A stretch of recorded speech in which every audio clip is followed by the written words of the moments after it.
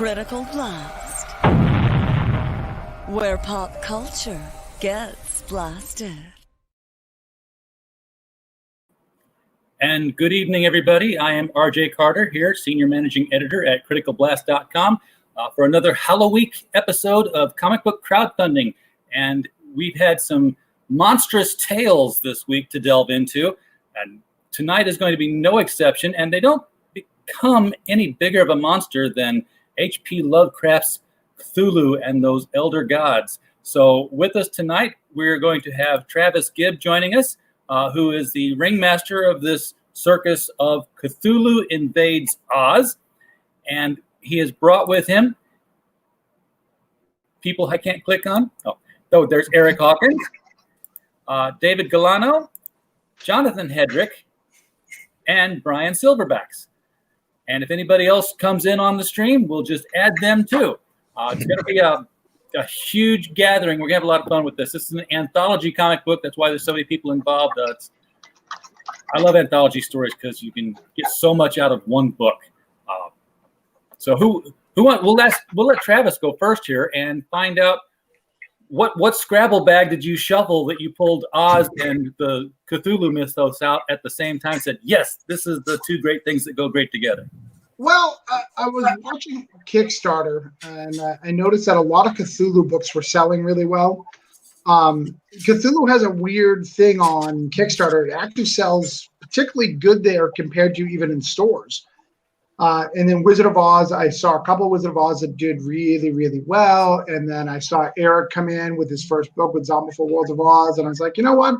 There's something. Let's mix these two together. I can have a lot of my friends all get together and do a big piece that could be one continuing story. So that's how Cthulhu Invades Oz came on. So it's an anthology, but it is one continuing story. I mean, it's being sort of like the DC challenge. You take a chapter and then pass it on to the next guy. It's a little different than that. So what we did was each person has a day of the invasion. So like this is day 55, this is day 65, this is day 125. So there's an ending and there's a beginning, but kind of the other ones are just snapshots of what happened on that day of the invasion. So it is all in one continuity. They don't contradict each other, but it all goes in one little flow. Well, that's cool.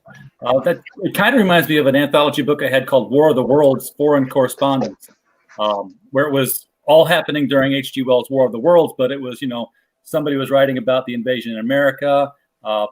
Different famous people were interacting with it in India, Mexico, England. I'm trying to think. I can't remember all the people who were involved, but Teddy Roosevelt, I think, was president at the time. So the Rough Riders taking on Martians down at the southern border. Cthulhu's got the Lovecraft stuff has a huge following. The Oz thing has a huge following. There's always new books in each category, and they're public domain, I believe. I know Oz is. At least the Frank Baum books are public domain. I'm only guessing that the Lovecraft stuff is public domain. Either that or nobody's giving a crap about it because everybody's using it. Yeah, it is public domain, certain things. So certain Lovecraft and Second Resurgent has a whole bunch of stuff that aren't public domain, but majority of it is. And now I'm going to take that banner out of the way because when I have the banner up and we have 7 people, it pushes somebody right into the picture. And but that banner's so cool. I can step off if you need. No. We want you here. We want you here. So how did you go about gathering your band of merry men here to work with us? Have you guys worked together before? No, I literally just asked the most talented people I knew. Like seriously, like I'd love to make a good story, but literally anyone I knew who I felt was top tier of talent, I asked them. And believe it or not, most of them said yes. So I was really confused. And then this came about. Well, Joey in the chat has a good question because I've always seen it written and I've heard everyone else say it differently. So how do all of you say his name? I go Cthulhu. Cthulhu. Yeah, me too. We're getting a consensus here. Frank. Yeah, I've always gone Cthulhu. I've heard Thulu before, but I don't know that the C is silent. Yeah, I don't.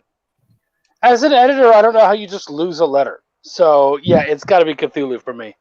Yeah, it's I think it's Welsh actually, because a lot of his talk was just Welsh language that reads like alien to me. I can't understand any of it. So, where in the Oz timeline does something like this happen? Ooh, that is a great question, and the first time that somebody has asked that. We don't put a set date in it, but it does take place. Hold on, I've got to look it up just to make sure I get it right, because Oz people are very fanatic. So I need to make sure that it's right. I don't want to say it's the book before. I wrote where I have a copy. I always have a copy of it with me somewhere. It was a balmy April day when I wrote a Wonderland book or an Alice book rather, and believe me, I made sure that the entire Lewis Carroll Society was on board, making sure I didn't make any goofs, because I'm like, you'll excoriate me if I do. Yeah. They allow Wicked to. They like the singing in Wicked, so that gets a pass. But everybody else is under scrutiny. So, yeah, you had me at excoriate. I like big words, and I cannot lie. Okay, I'm with you. So, it is after TikTok. It's between TikTok of Oz and the Tin Woodsman of Oz, kind of between the two of those. Okay, so there's obviously characters that get introduced in certain points. All the bomb characters are public domain at this point. I think there's the Eric Shanower characters that come later. Obviously, are not. I think he's still producing books. Does anyone have the license on Oz that you have to go through, or is it just you can do it as long as you're only using the public domain stuff? Yeah, you got to use public domain stuff. You can't do any of the movie stuff. You can't have ruby slippers. You got to have silver slippers. You've got to make sure the books that you have are the ones that you use are designed like that. For instance, Cowardly Lion is mostly on all fours. He does stand up occasionally, but he's primarily on all fours. Little things like that you've got to do, and you can do anything you want. You just got to explain why it's happening at some point. And Toto doesn't talk until the very last book. I must not have even got that far. I didn't know Toto ever talked, so that's impressive. Oh yeah, spoiler. Well, yeah, it was made Dorothy very angry because I forget who was telling her. It was either Glinda or Ozma. But she like, well, yeah, all animals talk in Oz. That's why Bellini, your chicken, was talking when you got her here. Right. And she's like, but Toto doesn't talk. And she's like, yeah, he does. He just hasn't said anything. And she's like, no, Toto, can you talk? He's like, bye, and ran off. And that was the last you saw of Toto. so there won't be any. Well, I think that's, and I'll let the guys explain, but every character like Jonathan and Chuck, who took the Tin Woodsman and Scarecrow, and Eric, who took Toto, even TikTok, they take him in such a dark place because we put darkness in the world. Like Cthulhu darkness is not Gnome King darkness. Like they're very different. The Cthulhu is way darker. Goes away. Right, exactly. Everything's a little silly. And we even show that in the book. Like Cthulhu actually gets a little sillier as the book progressed. And that it was kind of done on purpose because it's showing that the magic of Oz is also affecting Cthulhu. He's going a little more silly as it progresses. But yeah, they take him from dark spots. I'd love you guys to say that you guys take them, because every person has a character. Well, then let's just read from left to right here like we would a book, and start with Eric. And Eric, you tell us about your character and your dark place. Yeah, we took Toto. Caleb Palmquist. Is it pronounced Palmquist, Travis? Chuck, that would be a Chuck question. Chuck, yeah, Palmquist. Palmquist, okay. So yeah, Caleb wrote it and I drew it, and we took Toto into it really focuses on Toto, him walking through Oz and all that, and all the evils he's had to deal with pretty much his entire life, kind of on his shoulders until he finds his true master. Toto's it's dark but funny. Yes, Toto's true master. You'll have to read the book to find out who Toto's true master is. Oh no! So I always assumed it was just Dorothy Gale, but so and then Brian.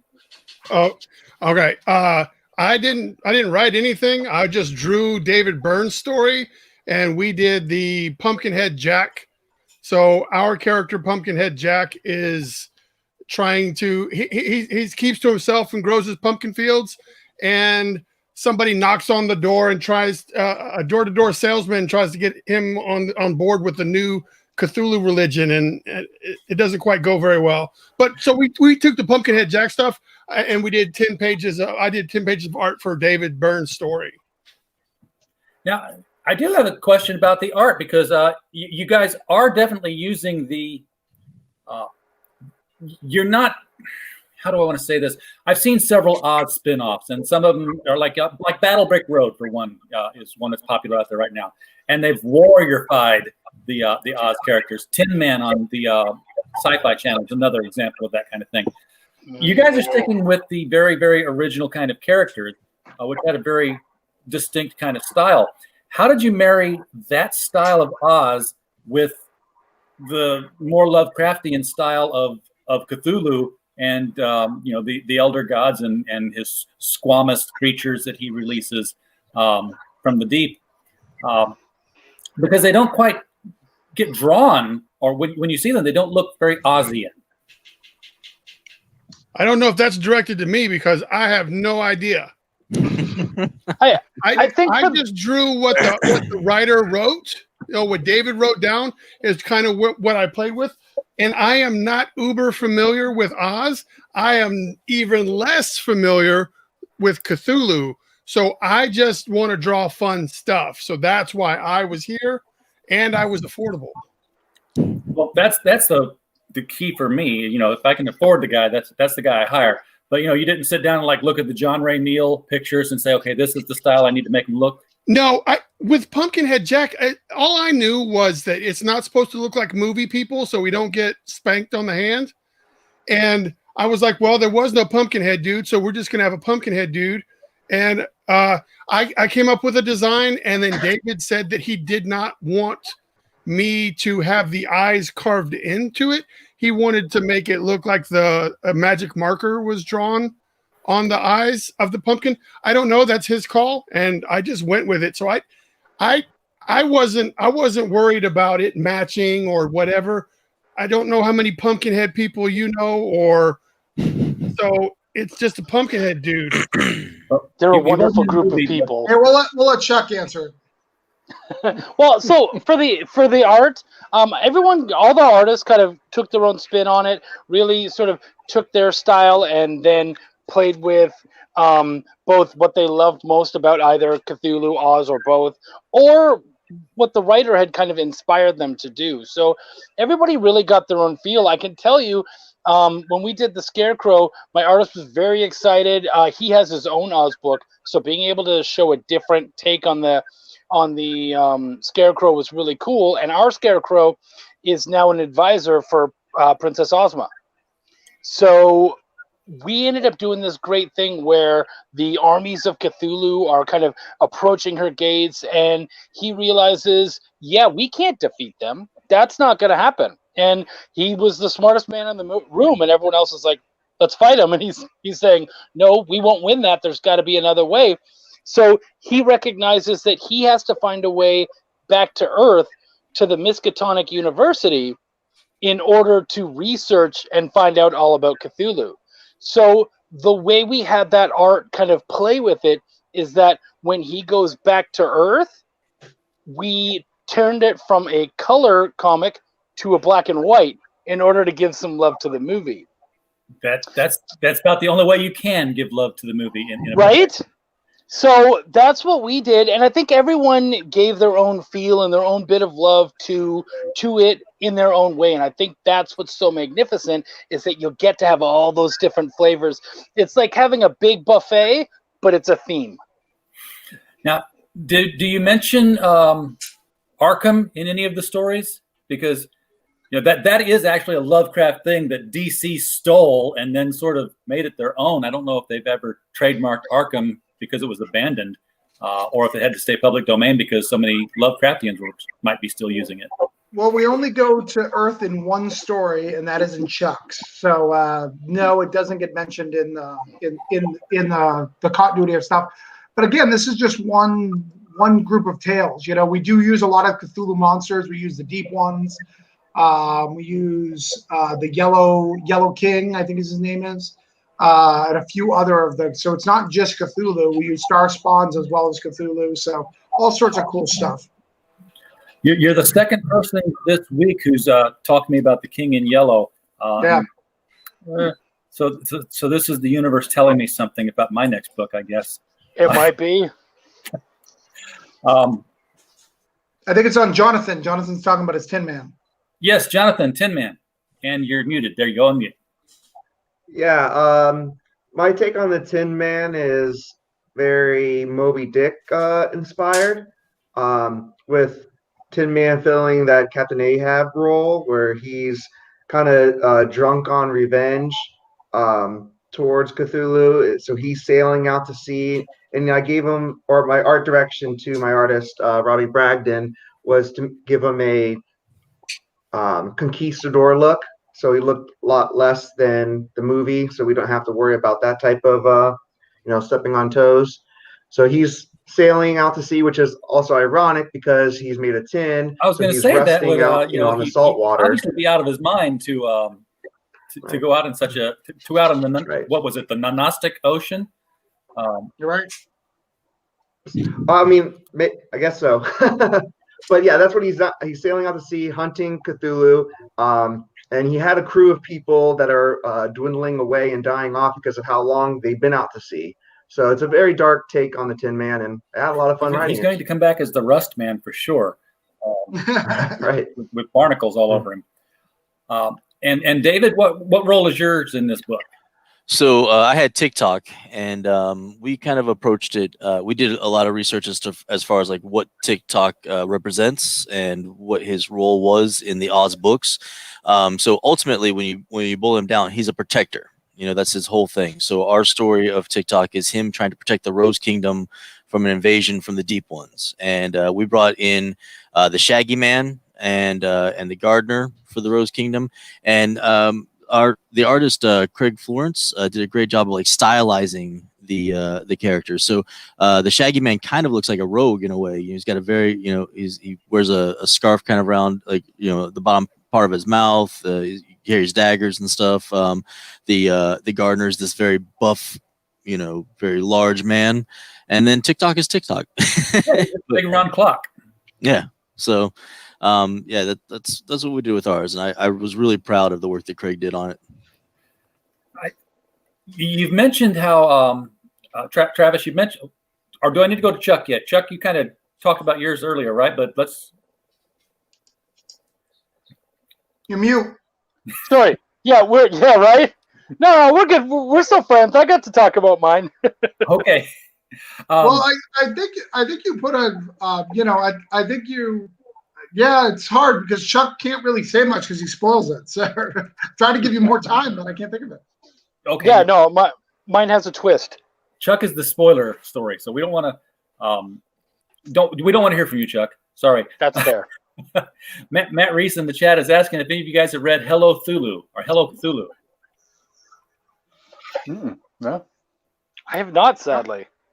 I've got the T-shirt that's Horton Hears Cthulhu.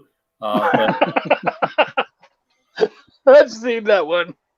And you're not wearing that tonight? You should have that on. I really should have. I don't know why I wore my Tom King shirt. Cat, bat, cat. It's the entire dialogue in one representation. So in me, I took Dorothy. I have Dorothy. I set up the story. In this particular storyline, I'll spoil it a little bit. Dorothy betrays Oz to save Kansas. Oh, well, yeah, to save Kansas, you have to. I mean, we're so truly. Cthulhu's looking for magical powers, and I won't say how she does it, but she betrays this because remember, every time she goes back to Kansas, people convince her that it doesn't exist for a little bit. This is one of those times where she doesn't believe that it's real, and she gives up on it. Well, we talk about Oz being more of the silly book, and the Lovecraft stuff being more of the insane asylum. I'm driven to madness. This is all affecting my mind. But when you read the Oz books, they gave Dorothy electroshock therapy, Right. because she insisted on believing in Oz. So I'm like, that's pretty dark for a kid's book. So the two do naturally kind of marry up together. You say how the Oz magic is affecting Cthulhu and making him sort of sillier as the stories get along. I'm going to guess that this magic sort of blends and that Oz itself becomes a little darker as it goes along off of Cthulhu. Would I be wrong or right in that assessment? I wouldn't say it's necessarily the magic that does it, but just the scenario of being at war, right? Every aspect of them is being at war at the same time, so it's a little tough. But yeah. Matt says the Hello Cthulhu comic was a web comic where Cthulhu gets trapped in Hello Kitty's world. Oh, that's hilarious. That sounds. I'm not a Hello Kitty guy at all. I'm not that audience, but I would check that out just for the jokes. So I've got the page pulled up here. This is the Kickstarter page. You got. I wish you would tell me percentages. I have to do math in my head now. Basically, you're about 25% of the way there, almost, of a $20,000 goal. That's a healthy goal. Are there any concerns about that? Yeah. It's scary. Don't hold back. Yeah. But I believe I've assembled an amazing team that can get it done. That care about the book as much as I do. So it is concerning, but it is. It's going to be worth it. It's gonna get. I mean, we've only been live about almost 24 hours. At 9:00, it's 24 hours, and we're about 25% there. So. Well, never mind. 25% of a goal in 24 hours is you're blasting through it. You'll be fine. You've got a video here, and I'm going to go ahead and play that and give it full screen, just so people can get a taste of what's coming here. You put all the work through the video. People should get a chance to see it. It's not that great. Welcome to the Cthulhu Invades Oz Kickstarter. The Wizard of Oz is a timeless fantasy story known the world over with beloved characters that anyone could name. Lovecraft and, more importantly, Cthulhu have been in our nightmares for more than 100 years.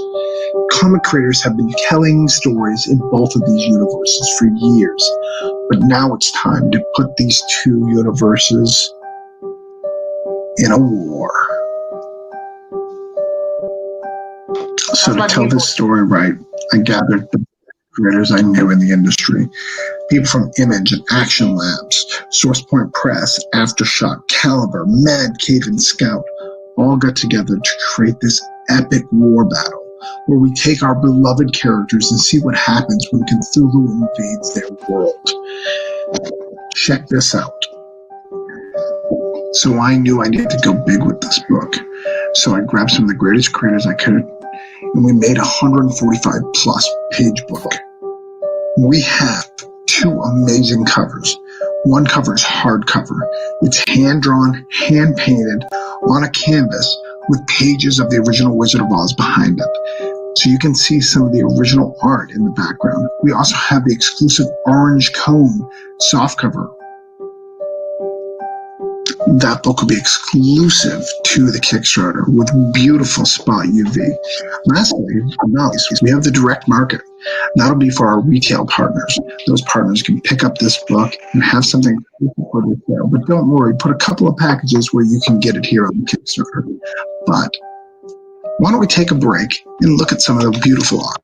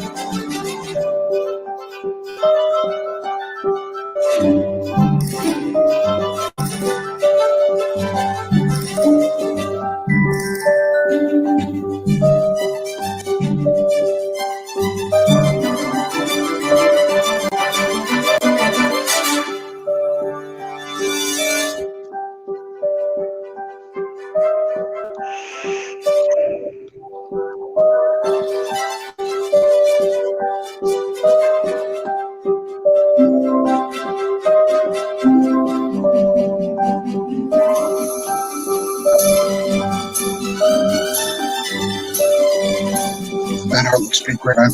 But now here, let me show you some of our creative team. I'm really proud of the team we put together.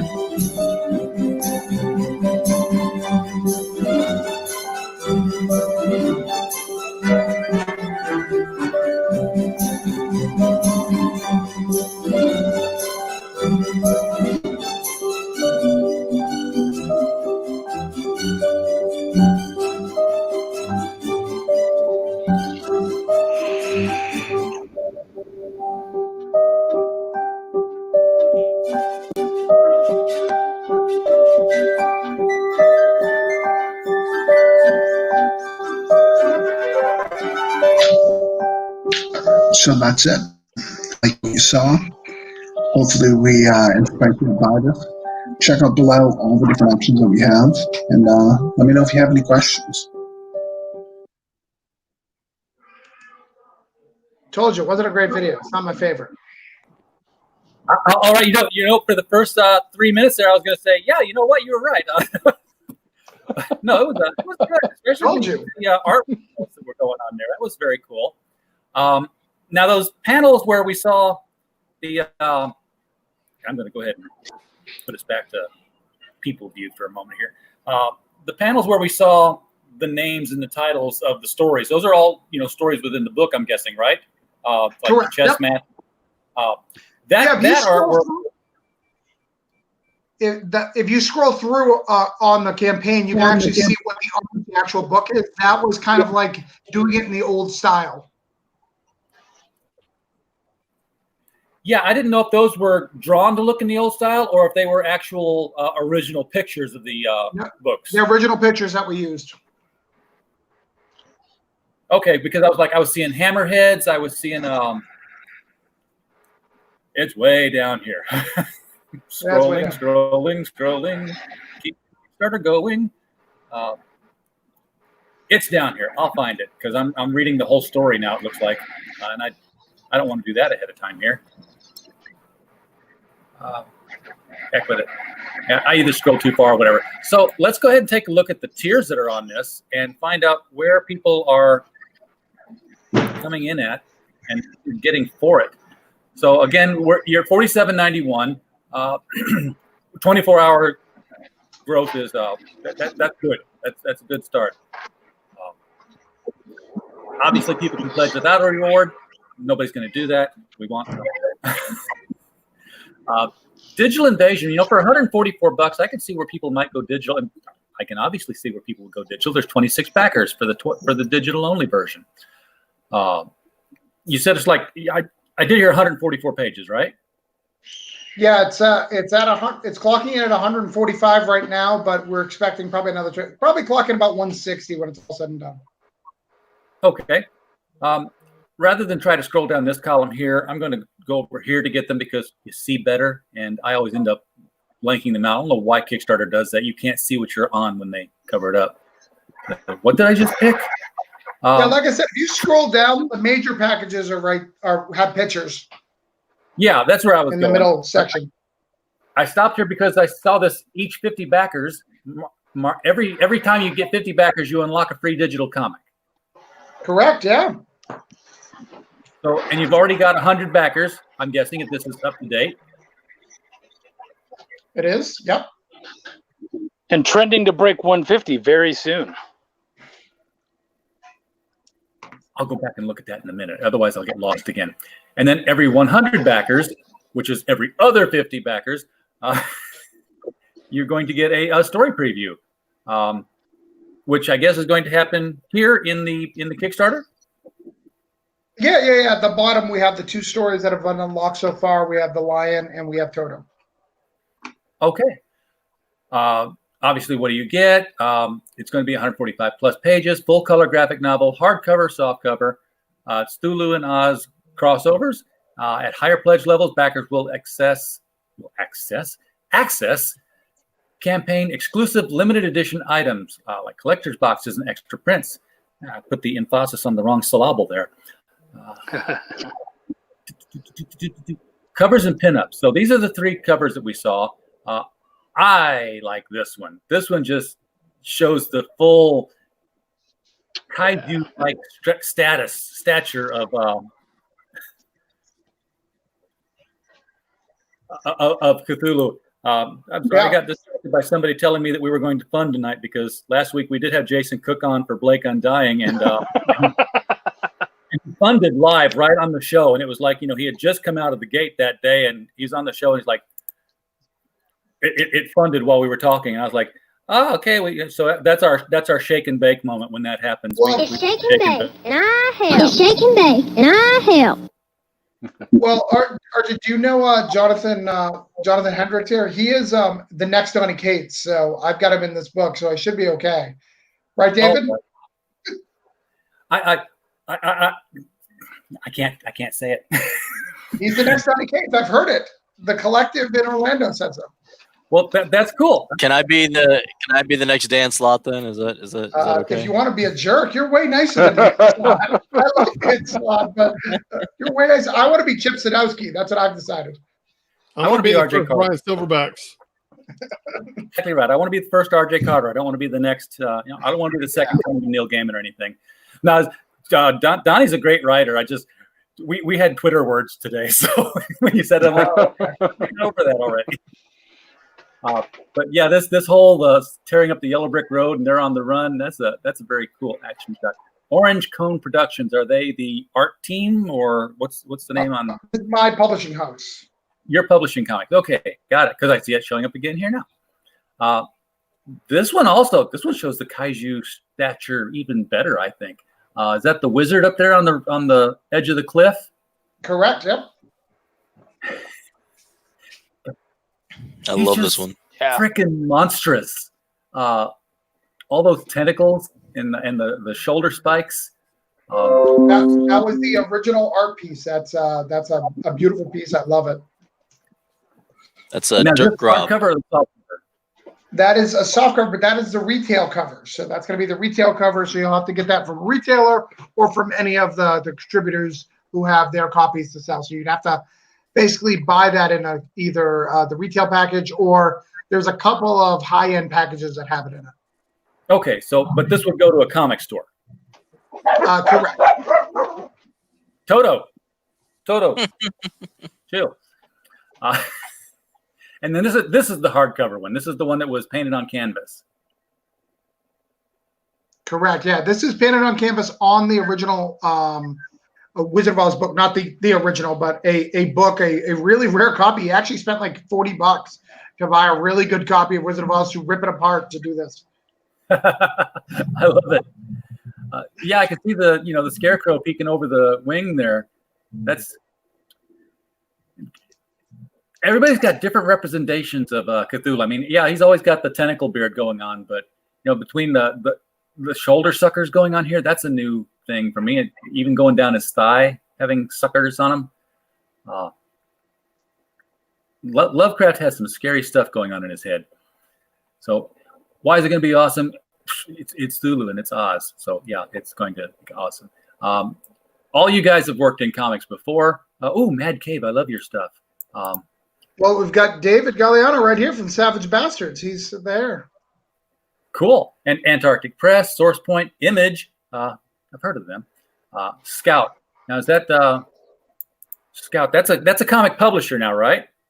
Yeah, I've never heard of them, but if you guys know anything, Jonathan or yeah, okay. Yeah, I've heard of Scout. But every time I see Scout, I think Tim Truman. It's what it's all about. What titles does Scout publish? I know I think I actually have read them. Probably The Recount, Loggerhead, Murder Hobo, all kinds of Black Caravan. Do this Tart, the Black Electric. There's so many good ones, man. Okay, yeah, I've seen them. My LCS guy is huge on Metal Shark Bro. Yeah. Yep. Dave Dyer at Cosmic Comics is huge at pushing the indies on me. So because we review them at criticalblast.com, plug. Tell me more. We know that book. We've got Jonathan Hedrick here, whose Recount is coming out from Scout here shortly. Mm-hmm. And then Brian Silverback down there also did Loggerhead. So and then Chuck. Oh yeah, that's right. I did. I edited a book through them through their Scoot imprint. But we also have David Byrne, who is their co-publisher, who wrote the story that Brian drew. So, yeah, there's some mad Scout love on this book. David Byrne of the Talking Head. It doesn't hurt that a lot of the Scout community, a lot of Scout creators live in Florida. So they all get together and then they have this little like powwow and they're like, hey, I'm doing some cool stuff. You're doing some cool stuff. Hey, let's go do cool stuff together. So there's no shortage of Scout people because they all live in Florida. I'm getting ready to pack my bags now so I can move down to Florida because Atlanta weather sucks. Well, wasn't that the plan behind CrossGen was, to do it in Florida and have everybody be there? There was some logic to that, even if it did fall apart after a couple of years. I don't know what that is, but I know that next week I turn 45 and I think I'm officially old enough to move to Florida. Absolutely. They'll let you across the border after that. Come on down, man. You stay on my couch. I'm looking at the intro pieces for the different titles here. Tin Man, Heart of Rust. I like that title. That's the one I wrote. Yeah. Yeah, that's the conquistador Tin Man handling the business. I mean, if that image right there doesn't get you excited about like, dude, when I see that, all I can think about is like Thor Ragnarok. Like some big dude is about to get his butt whooped by another dude. Like I want to know more. That's very much a Thor Ragnarok kind of action pose too. I mean, like if he had the hammer instead of an axe, that's dynamic comics. This isn't 3D tracing of photographs where it looks like, it's really well drawn and draftsmanship wise, but it doesn't look like it's moving or alive. This looks alive. You can smell the Cthulhu's breath coming off the page here at you with rows and rows of teeth and dead fish. Yeah, this book has so much cool artwork in it. There's so many different styles that even if you're a fan of one style of artwork, you're going to find a new one that you appreciate inside this book because it's not like we found copycat artists that you draw just like me, you draw just like me. This whole book has something for everybody. There's a story for everybody. There's artwork for everybody. So look at that image right there. Like that's the Scarecrow handling the business. Like everybody's handling the business. He's putting a knife. Not want to back this book. He's putting a knife through somebody, and it's colored, so he's putting a knife through somebody in Oz. I would have to imagine because it's not black and white. You're correct, and we went dark. I told you. Is that a crow? That would make crows scared of him now. Lion, he who knows fear. What an excellent character explanation for the Cowardly Lion, because he was, scared some of the time. Yep. Now he's not on the all fours here, so but. Well, he just got startled, so he's on his haunches, man. Like when I turn around and see that snake coming at me, I'm like, oh shit, and I stand up real quick. Like that's what I would do. Yeah, this is true. You lost his bow. Yeah, well, we got to pull it away from the movies, so it's just the Lion Man. Oh, okay. I thought he had a bow on in the original books too. At one point, maybe this is a little bit more masculine version that said to heck with that.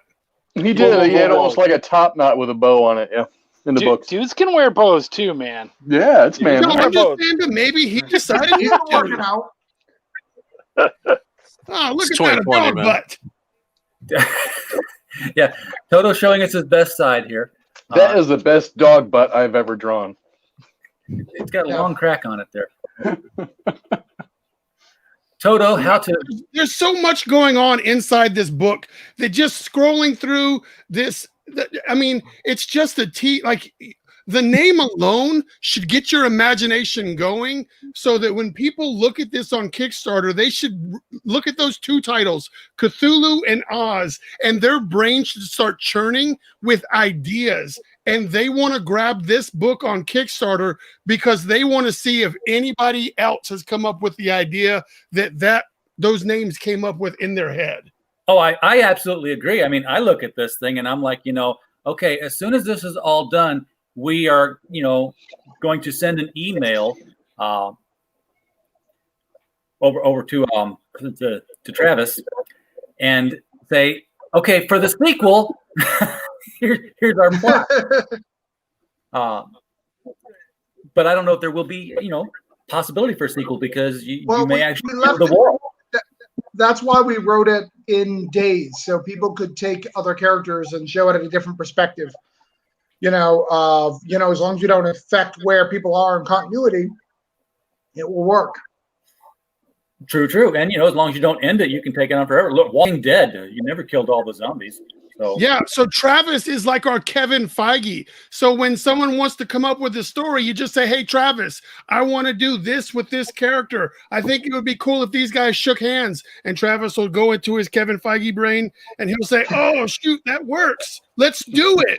And then, so as long as Travis has the ship and knows where everybody is in the timeline in his head, he just points us creative people in the direction. We just go do stuff.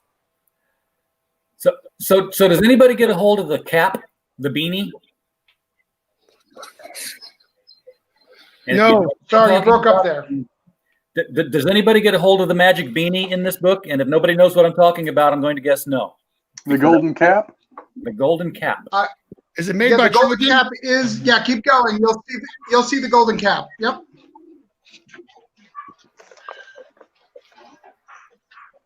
Emerald City Guard, Last Stand, Wonderful Wizard of Oz, The Chess Match of Oz.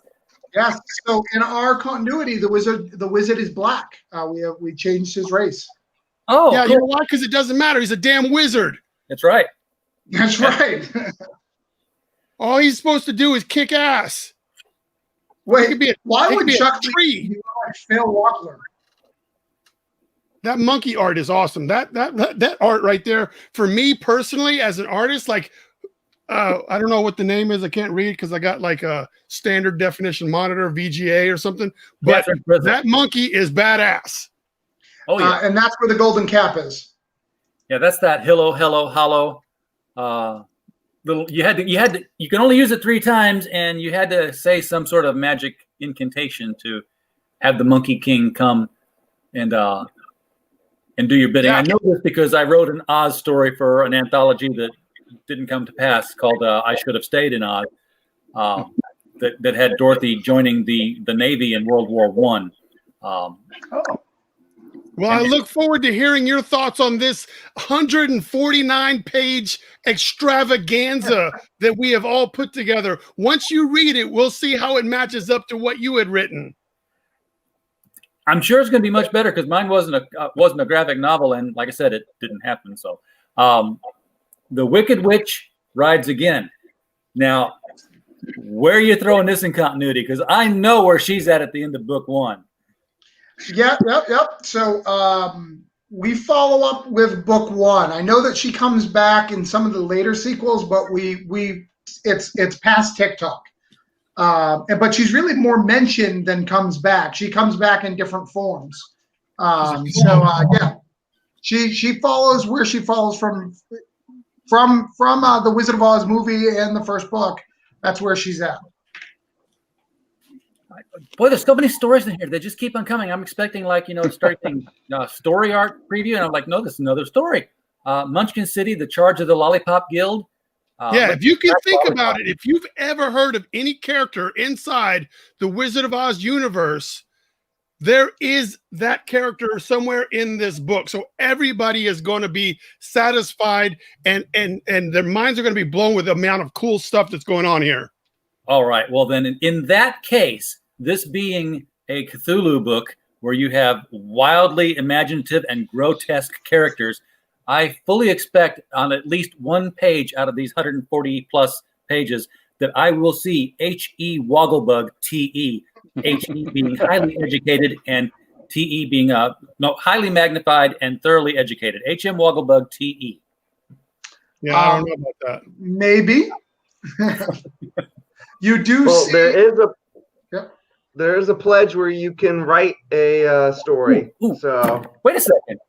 A pledge where you can write a story. That's the opposite way that writers are supposed to go. Hey, if you give me money, I'll let you do anything. Whatever, it's fine. Oh, wow. That sounds like something I've heard before. Yeah. I was like, send us money. On the streets of Seoul, Korea. Glenda, Unraveling. Now, this would be to me this would be C.S. Lewis's The Final Battle if it were Cthulhu and Oz. Would be Glinda coming in to throw her magic, because she was like pretty much the most powerful magician in all of Oz. I mean, look at the next story down, man. We got worker bees. How many people have complete stories about worker bees, man? The worker bees of Oz rebuilding Emerald City. So yeah, they're building them damn honeycombs. Oh man, they're like the dozers of Fraggle Rock. Yeah, these guys are original creation. They are mentioned in one of the books as that hey, we have worker bees that build some of our cities. These are the worker bees that are building cities. They were never an important part of the books, but it was mentioned in one of those throwaway lines, and someone wanted to write some stories in it. And so what does he do? In this book, there's a spotlight on him. So let's handle this. Anybody who likes the Wizard of Oz universe is gonna find some hot shit in here. I love throwaway lines in books that are just out there just begging for somebody to grab onto it. So worker bees, awesome. More Wheelers. I remember the Wheelers. Yes. Belinda versus Wheelers. So this is Belinda the chicken. Yes. Yeah, and it's black and white, so that must mean we're on Earth. Dude, there's just so much stuff. I thought the chicken was Belina. Doesn't matter. I think that's spelled right. It could be a spelling error. Spelling is not great for me, but I think I'm right. I think it is Belina. I think that's Cthulhu in a robe. What's up? Oz chicken name. Let's just look at it. Yeah, Billina. Billina. All right, I'll fix it today. See, it's still digital, so that's easy to do, right? Right. Easier to do now than I got a hardcover copy of.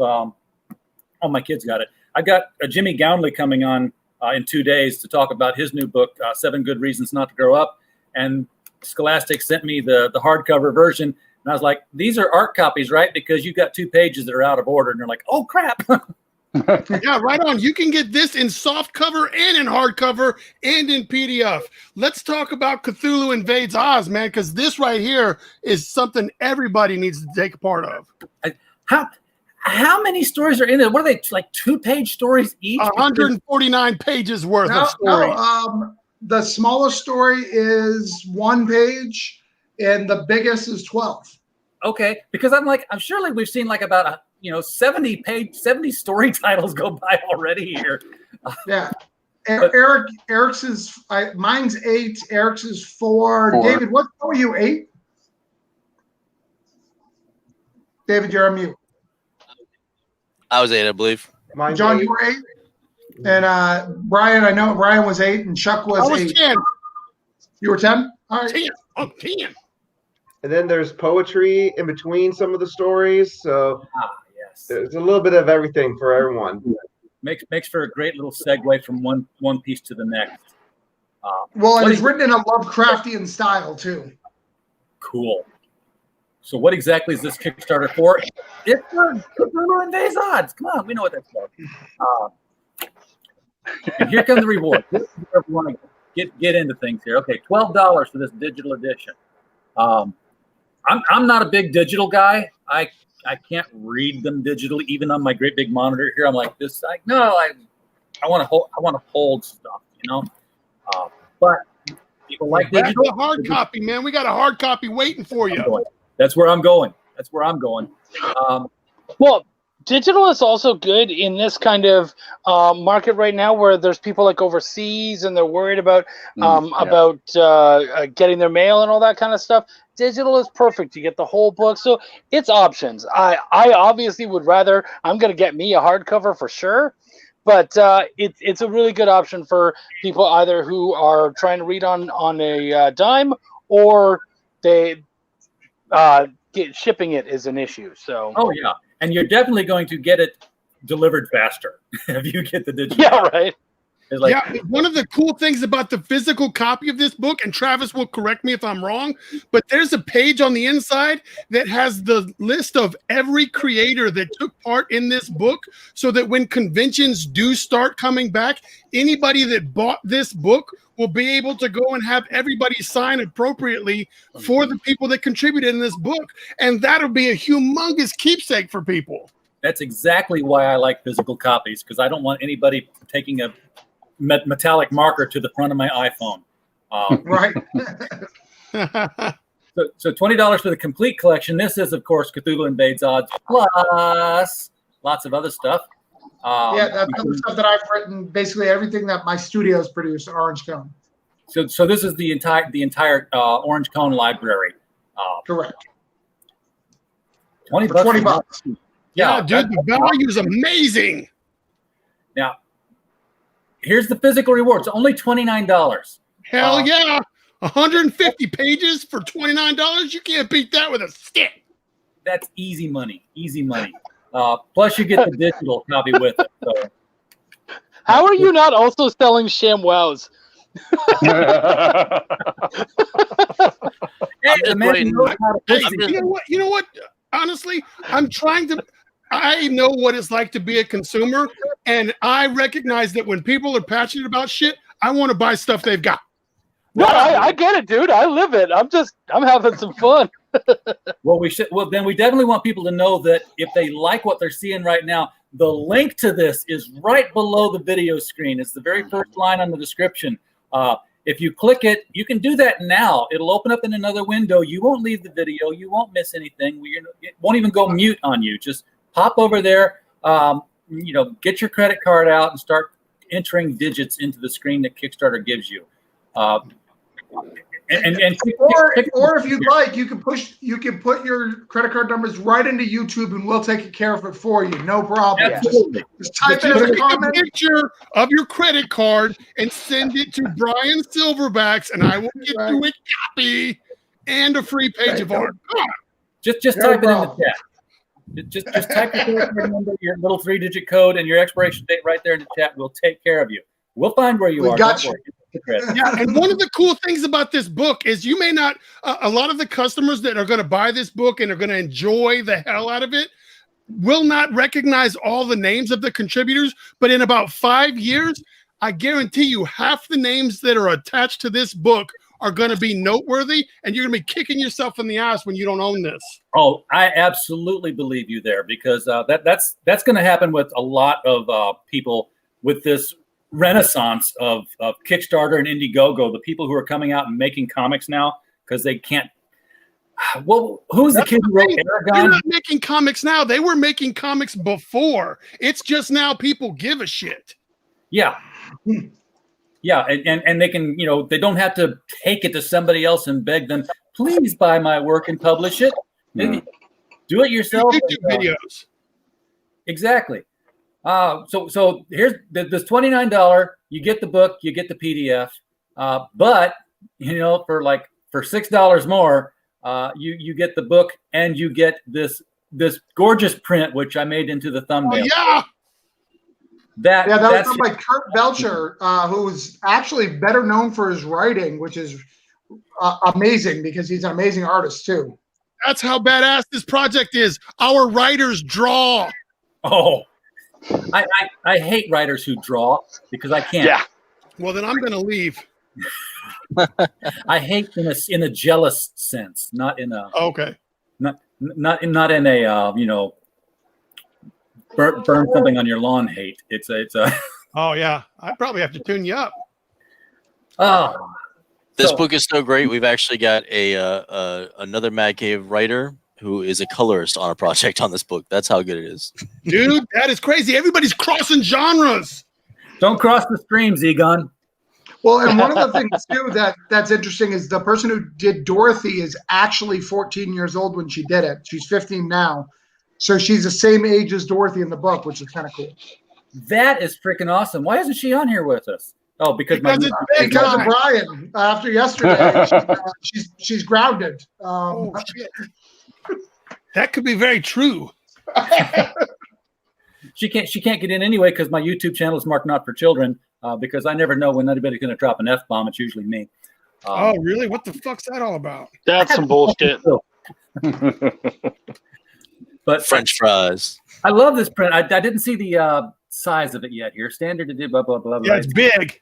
It's big. It's going to look nice in your man Well, cave. it's got to fit in a Gemini box. It's not big, so it'll be a mini print. So it'll be about the size of what is it? Like 5x10. 7, 5x10. Yeah. Yeah. Okay, that makes sense. Now I'm just going to assume. So watch me and catch me if I'm wrong. I'm going to assume that every level is the exact same as the previous level with something else on it. Sometimes that doesn't. Well, we've changed covers coming up. So this is the hardcover, obviously. Right. So it's different. It comes with digital. Yep. So here's the hardcover stuff that the users can scroll through and find what matches them the best. Yes. And there's free domestic shipping on most of these rewards, right, Travis?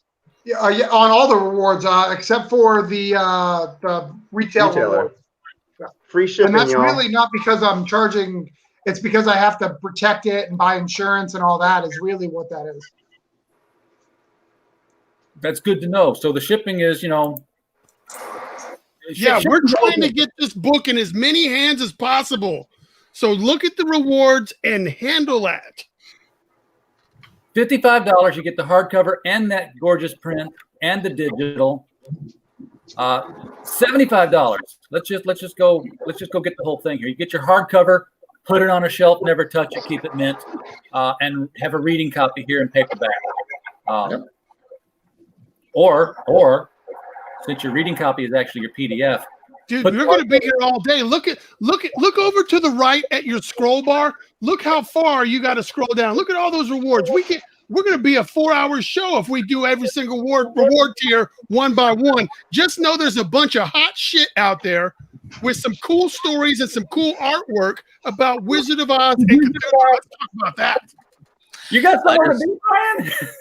I just want to point out that if you add an extra $200 to any of these orders, Travis will actually drive to your house and drop it off in person. Like that is one of the rewards. I didn't see that tier.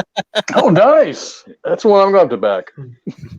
Here's the box. And I think Travis will give you a kiss too. Yes, but only on the cheek. I was going to say I'll put another 50 on it if he doesn't. You better come to Texas, buddy. Don't know what you're missing. I just got out of that box. At the $125, you get a custom box for all your good shit to go in. Now you get the hardcover, the soft cover, the print, the PDF. Looks like 2 bookmarks here. A trading. No, is that a poppy seed packet? Yeah. Is that an actual packet of poppy seeds or is that a card? No, those are actual poppy seeds. Well, I don't know the flower that it is. Is Travis not here anymore? Yeah, he just dumped out. Oh, okay. No, yeah, they have a special tier where we have our own Cthulhu Invades Oz flowers. So you grow your own opium. Yeah, That right? is awesome. I mean, everybody does a trading card or bookmark. I'm guessing this is the sticker up here, a die-cut sticker, which is also cool. Mm-hmm. But I have not seen anybody do flower packets. I'm going to put those seeds on one of my bagels. That's personally how I'm going to use them. I guarantee if you put those seeds on one of your bagels, you're going to start channeling Nyarlathotep in your voice and scare people. But there's another box. It's a $169 collector box. So what's the difference between the 2 collector boxes here? The price for sure. Definitely. The price would be the main one, I think. You had me at 69. Travis is trying to get back in here now. All right, sorry about that. No. Yeah, Brian blew me away.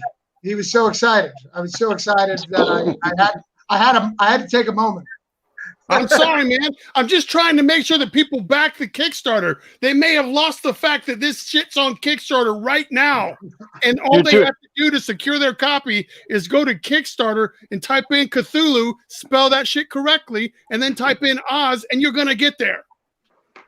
And if you want to have a flower garden, you can get a poppy seed packet. That's what we were talking about when you popped out on us there, Travis. It was whether my wife came up with that idea. My wife. So if those who buy comics on a regular basis, X-Men recently gave out seeds. I don't know if you guys got them, but they gave out seeds, and I've had it in a drawer, a junk drawer. My wife's like, I want to give out poppy seeds. And I was like, all right, we can, but I don't know shipping laws or anything like that. But sure, let's go. So yeah, if I can legally ship it to you, you will get poppy seeds. I don't see any reason why domestically. Certainly, you can ship poppy seeds anywhere. That's not true. Actually, there's 2 states that I can't. One of them happens to be Kansas, which I find very funny. So the other one's California or Illinois, isn't it? I think it's Montana, but it's certain Really? zip codes in Montana. It's not like the whole wow. way. That's weird. Grow a flower. I mean, I can understand, if you were to like ship poppy seeds to some of the Middle Eastern countries, they would come back and say, no, we don't like the competition. Where's your head? Yeah. They're going to accuse me of drug trafficking. They're like, you think we wouldn't figure it out? It's all green. Like, you think we're stupid? Yes, exactly. So how many days are on this campaign? 28 days left on this campaign. 28 days left. And by the way, I don't know how much it went up, but it went up. It did. It went up. We had another backer. Great. It went up about $50. Right on. That means somebody bought a damn hardcover. That's what I'm talking about. Exactly. And it will be me when we're done here, because I like that hardcover too. It is absolutely beautiful. I'm going to reload it here just to get that picture back up so people can see that gorgeous picture. I wish they would just reset the video when I'm done playing with it. There we go. Does this scene actually appear in the book anywhere? Everybody all together? No, that scene was drawn specifically for the Kickstarter.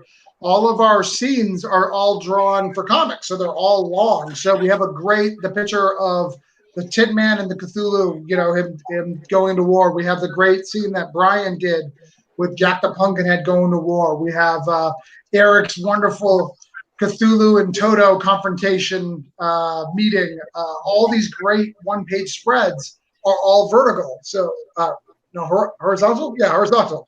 Up and down. Vertical. But I didn't see the tier going through the pictures. I'm going to just scroll real quick here for the retailers. You said something about a retailer tier. Yeah, there's 2 retailers tiers. They are 147. So if you go a little bit further to the 147 area. Okay, there we go. Retailer 10-pack. That's 10-pack. Translates to about $15 a book, which is a bargain. But you get hardcovers and soft covers. So you'll be able to sell the hardcovers at $50 a piece, and the retail for the regular books are going to be $25. So I plan on buying a retail pack myself and then charging people more money for Smart, it. John. Smart. Yep. That's what I recommend everyone do.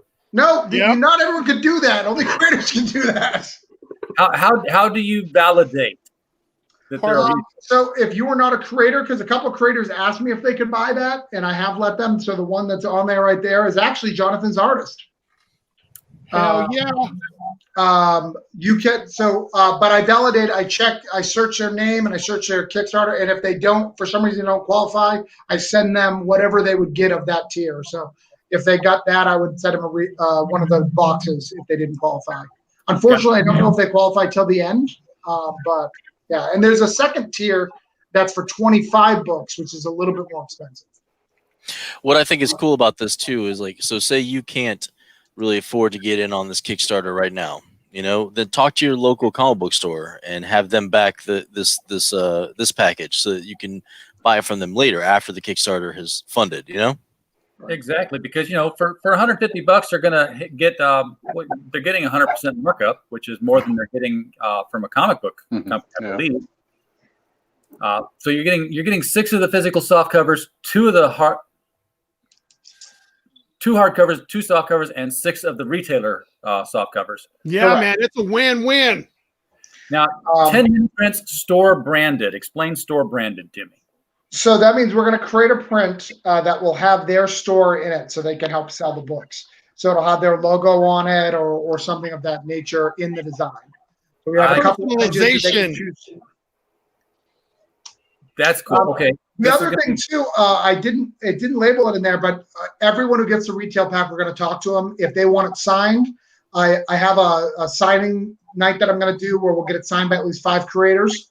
And we're also, a lot of us are willing to do shows like this to help them promote it. I'm sure David would, or Jonathan, Brian, Chuck, all these guys would do it. Very, very cool. Everybody in the chat, thank you for coming to watch this show. This is a project that I'm really excited about. I love anything that has to do with Oz, especially the crossovers. So much so that I had to go out and find this book. Oh, okay, Captain Carrot. Oz Wonderland War. It was the only place I could find it reprinted. They never reprinted the Oz Wonderland War as a trade paperback because they're idiots. But Cthulhu Invades Oz. It's on Kickstarter. The link is in the description below here. Everybody should just click on that. Go out there and find the tier that's right for you. There is a tier that's right for you out there. And then get this to 20,000 so we can get one hell of an anthology book. Ooh, yes, look please. At. So RJ, are we taking off? Are we at the hour spot? Is that when your show ends? My show ends when everybody wants to leave. All right. Well, by all means. One of the positives about being in an anthology is each of these guys have their own stuff going on. We have 2 other guys that are on Kickstarter. We have David and Jonathan with books coming out. Eric is always working on something. If I give him better full scripts, he would even work on my stuff. But yeah, I've got a partial script around and kind of say what we're doing. RJ? Yeah. Go tell us all what you're doing, other than this too. Yeah. Let's start with Eric. Oh, okay. Well, I'm the creator of the Zombieful World of Oz. I've had 2 issues come out. We'll have a 3rd issue come out in April 2021. That's when I'll launch the Kickstarter for that. I did some pages for this. I've done some pages from other people. I'm always working on something. You can find me somewhere. But if you want to follow me on Twitter, you can see my art and stuff out there. It's ES_Hawkins. Right on, man. I have heard of the Zombieful World of Oz. I think I might have even seen because it's that. badass. Yes, it is. It's a great book. I love it.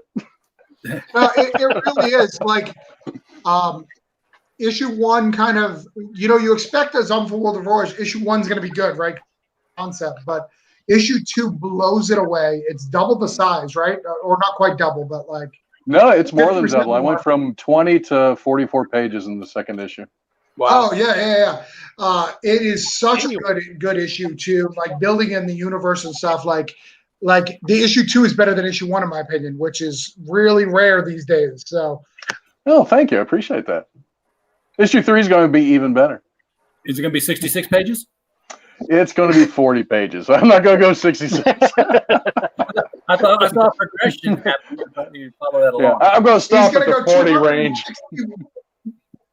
261 pages, so it's 1 higher than Cthulhu Invades Oz. That'd be my hardcover. So, David, what other things have you been working on other than holding up that baby Thulu in the camera there? So my Savage Bastards through Mad Cave, the trade paperback comes out tomorrow, so go pick it up at your local comic book store.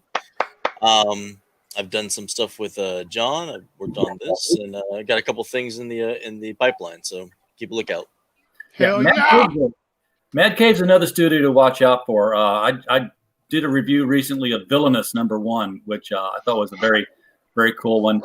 And so Stoney's actually on this book. Stoney Williams, who wrote Villainous, he was the colorist for my story, the TikTok story. So okay, cool. Well, I've got Pantomime up here downloaded that I've got to be reading this week and get a review up on that one too. So I've got to watch the release dates. I reviewed Villainous, and then it was like, I see it on the shelf. I'm like, did I review that like 6 months ago? So it got delayed somewhere along the way. I try to review closer to things actually hitting the shelf so that people can remember to get it. Well, yeah, I think Mad Cave doesn't put more than 2 books out a month, right? 2 books out a week, right, David? Yeah, I don't think so. Yeah, so they had to push everything back to after the break. Oh, well, yeah, that hit everybody. So, Chuck, what do you got going on? Yeah, okay. So I'm a writer editor, so I do an awful lot of stuff. I actually have my book Belial on Kickstarter right now. It's about the original creator of Hell and his attempts to take back his powers from the Four Horsemen so he can take on Lucifer and reclaim his domain. So that bad boy is happening. Plus, I have a hit audio drama with my good buddy Eric Cockrell, and that is going on right now. It's called Essence House. Time travel family is being turned into a novel, so that's going to be hitting Kickstarter on the 1st. More Kickstarter. So you keep busy on Kickstarter. You write more devil stories. Let us know. Yes, sir, I do. You write more stories about hell and the devil. Let us know. Because Belial is it, man. We're going to do The Devil You Know Better next year. That's great. Another anthology. So, Brian? Yeah, man. I've got a Kickstarter going on right now. There's 4 hours left on it. It's a handbook for a connected comic book universe that I'm building. Jonathan and I are working together to create stories that take place inside this connected comic book universe. And there's only 4 hours left to back it. And aside from that, Loggerhead and Star Bastard hits comic book shelves in December, which is my character Loggerhead, this dude right here, this big monstery looking guy. Oh, yeah. Yeah, he Very gets cool. to handle the business out in space, so that's going to be fun in December. I'm writing a children's story for the same guy, and we got a bunch of cool shit because Jonathan and I have got this big master plan, and we're going to entertain people, so that's all. Follow me, Brian Silverbacks. It's pretty easy to spell. See ya. So, Jonathan, what are you working on with him? Can you tell us? Yeah, I mean, I'll obviously echo Brian. I've been working with him on some upcoming projects. So if you want to back that Kara Prime handbook, you'll see some new characters that are coming out later on. I also have a book from Scout that comes out on November 11th called The Recount. Yeah, baby. That's Brian Silverback's retail exclusive cover. So if you want that cover, make sure you contact your local comic book store. Again, that's November 11th through Scout Comics. I just ended a Kickstarter for my book called Freak Show Night, which Chuck was the editor. David wrote a ash can. Brian did a limited cover for it. Travis backed it. Eric didn't do shit. Eric said, "Fuck that Kickstarter." But that actually last week I signed for that to be with Second Sight Studios later on next year. So that'll be published as well. So I got a lot of things in the works. So follow me, Jonathan Hedrick, on whatever social media that you do. All right. So what the main point of all of this is, folks in the chat, is that this is not a group of, guys who got out of high school and said, let's make a comic book. Oh, no. These are guys in the industry who have been at it a while, know what they're doing. They're public. Hey, is that my copy? This is the Alan Qua. I know, but I'm saying that you got one for me, right? Maybe. All right. Nope. That's a disguise. These are professionals, folks, who know what they're doing. They're going to deliver, but they can't deliver if you don't get them to $20,000 on this goal here. And we didn't make it tonight, so I did not push you.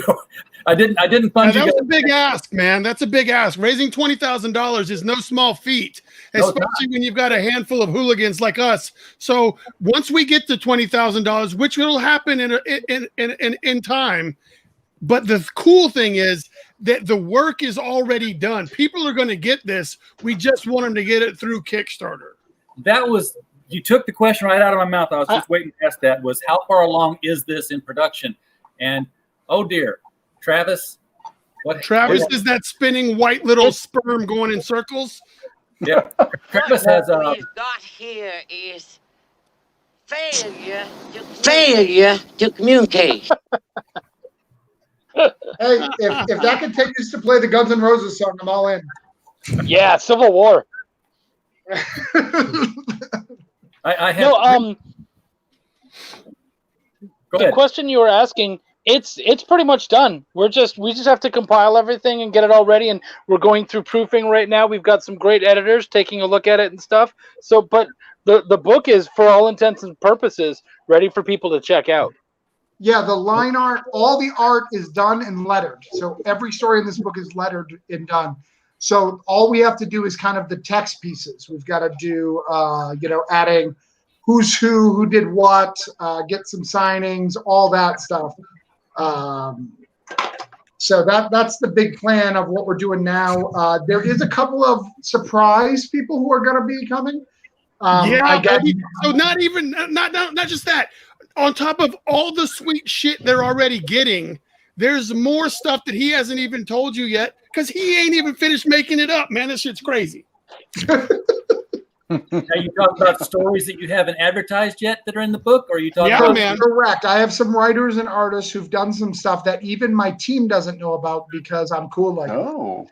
So there's a couple of small ones. One of them got announced today because apparently he decided to announce it today. He wasn't supposed to. I specifically told him 2 weeks. But Jonathan Crother is writing something with Don Nugent. Don Nugent was up for a Ringo this year for art. Jonathan Crother does most of the wrestling things. He's got a small little story in it. He's going to do a little frog. RJ, maybe you can name that frog. Who can't lie. The frog who can't lie. Nope. I'm losing that one, but yeah, sleep on it. I'm gonna sleep on it. You thought you could beat us earlier with that Belinda nonsense, and I'm throwing you a frog that can't lie and nothing. Oh man, I don't even know the frog.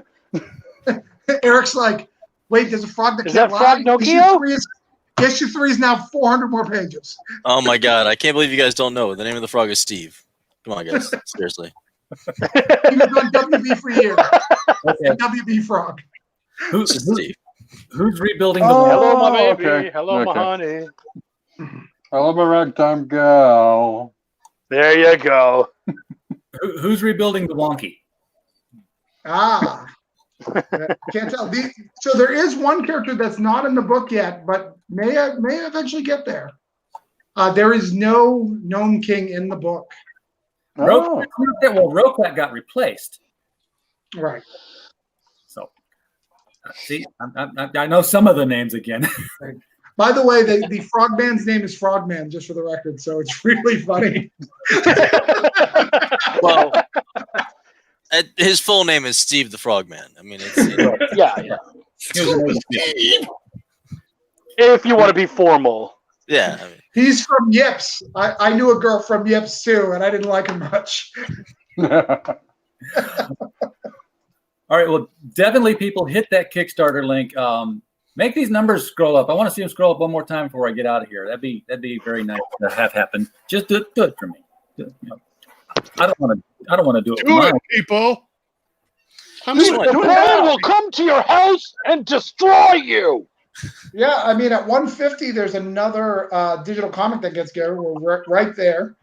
There's a lot of really cool stuff. We just got Projects We Love, which is a huge accomplishment for us. Yeah, when Kickstarter starts back and people start noticing it outside of a little Twitter comic book community, and that's when you really start picking things up. But you don't want somebody to drop a house on you guys. Pick up this book. I do want to take a minute, though, if we could just acknowledge the man who's been putting up with all of our BS to put this book together. I mean, Travis has just been killing it. So I want to say thank you for having us on this book, man. Cat herder extraordinaire. Mm-hmm. No, actually, to be honest, everyone told me how horrible putting together an anthology is. No, there was zero. In fact, most of these guys were on me. Hey, when do you need that art by? Well, I give a deadline. Yeah, I already hit that deadline. Can I throw in the next one? Like, literally, I had nobody. When they were all done, I literally looked at everything. I was like, so everybody's turning their stuff. Yeah. The only thing that needs to be done, Travis, is your colors. And I was like, are you that's serious? what happens when you work with professionals, man. Like, I was the only one who missed deadline. Me. That's what I said. Professionals. Right. You're too busy making sure that everybody else is checked off. You missed your own. Yeah, no, but yeah, I'm so proud of this crew. I'm so excited. It's such a great time too because David's got this trade for his first thing altogether. Chuck's online is second issue. This is your first second issue, right? Yes, sir. As a writer. Yep. That's a big deal. Thank you very much. Jonathan Hendrick is out. That's really, really cool. So that's launching. So it's super awesome that everyone's on. And Brian, is this your first Kickstarter? Well, it's my first Kickstarter comic thing. That's yours. Yeah. That's an accomplishment. The other thing I did was playing cards and a coloring book. Oh, okay. I thought you were saying you play poker. I did nerdy playing cards. Like all the clubs were Star Wars people. Oh, okay. All the spades were horror villains and stuff like that. So we talked a lot about. Did you say horror villains? Yeah, horror. Well, I thought he said dirty playing cards at first, but then I heard nerdy. I had playing cards that had different horror on each one. I was 15. It's Jason with just the mask on. No, that's wrong. Kick David. I'm just gonna mute myself. We talked about all the Oz characters that show up. I know you kind of ran through all the Lovecraft creatures that show up, but are there any Lovecraft characters that have an opportunity to appear? And I guess the only way they'd have a place to appear would be in the Scarecrow story, since that's the only. You'll have to buy the book to find out. Oh, but you have we don't have any of the men or women. We just have the creatures. Okay, so there's no Randolph Carter. No reason for me to go there. No, because that's my name. But it's Randolph and John. So I live in two worlds. Are you trying to get your name in the book? Because there's a pledge in there for $2,000. You'll get your name in the book, like 5 times at least. I'm just saying. It's only $2,000. Walk around, change. You got this. For $349, you can write a story and get in there. Some people go, thank you, and to the backers. I don't do that. However, I will thank one backer for $2,000. You're right, David. Just one, though. One guy. In person. Shake your hand, look you right in the eye. Is there an $11,058 goal? Yep. Follow us on social media and back the project. Absolutely. All right, guys, we're going to let you all go here. I appreciate you joining in with us. And this looks like one hell of a project. It's going to be a lot of fun. I'm sure you're going to get backed. If you don't get backed, come back and you won't get backed anymore here again. But we'll give it certainly give it the best shot we can. Appreciate you guys being here. Everybody in the chat for showing up. Always glad to have you show up. And whoever went out there and backed it during the show, thank you specifically. Thank you. Stay creative. Yes, stay creative. And with that, we will be out for the night. Good night, everybody. Hi. Thanks for stopping by for another Critical Blast video. Critical Blast video. The internet is a big place. And we know there are lots of other places you could be other than here, and we appreciate you being here. If you enjoyed this kind of content, we hope you'll return for more. If you click the subscribe button, you'll get a little notification of when we produce new video content. If you would like to help the channel out, there are many ways to do so. Just visiting our main hub, criticalblast.com, will do wonders. But if you're more of a show me the merchandise type of person, there are links in the description of this video to our t-shirt shop, as well as links to Amazon for the books we publish under the Critical Blast Publishing imprint, including the urban fantasy anthology Gods and Services and the YA superhero novel Bulletproof by Stephen J. Mitchell. Thanks again for visiting this video. We hope you had a blast.